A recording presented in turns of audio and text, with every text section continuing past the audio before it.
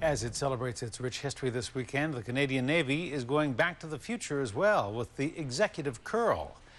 A traditional insignia that was mothballed more than 40 years ago is back on the blue and white uniforms. Our Mary Beth Burton shows us more about the historical crest and how a tailor is working around the clock right now to bring that gold loop back in time for the Navy Centennial celebration this weekend. The executive curl, an insignia used by 53 navies around the world, is making a Canadian comeback.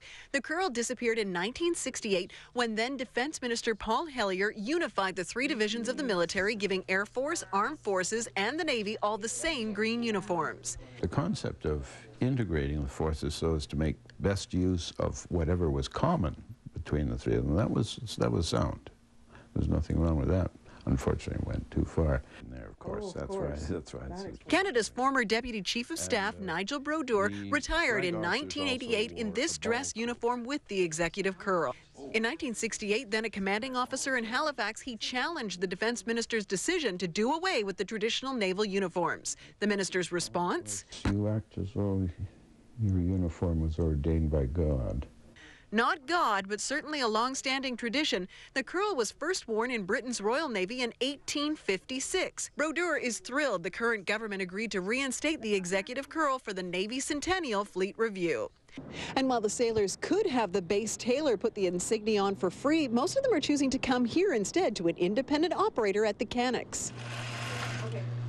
Mia Larsen has been mending military uniforms for 47 years. She remembers the reaction to the blending of military uniforms in 1968. A lot of sadness, really, because everybody lost their individuality. By the 1980s, the Navy blues and whites were resurfacing. With the executive curl, the traditional uniform is now complete. I'll have it ready for you this afternoon. Give me about an hour and a half.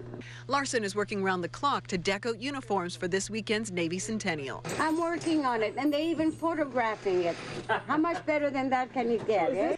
The gilt metal ribbon is imported from France. It costs $1 an inch. It's all done by hand. Every stitch on this board is done by hand. What would that take you? How many hours to do that? Seriously? A couple of hours. Larsen is seeing a booming business at CFB Esquimalt, but the shoulder badges and the sleeve curl orders are coming from all over Canada and even the United States. The executive curl work costs between $75 and $150, but for Larsen, there are bigger dividends. The appreciation from the people and thanking us all the time for the good job, that means a lot to us. That's better than money.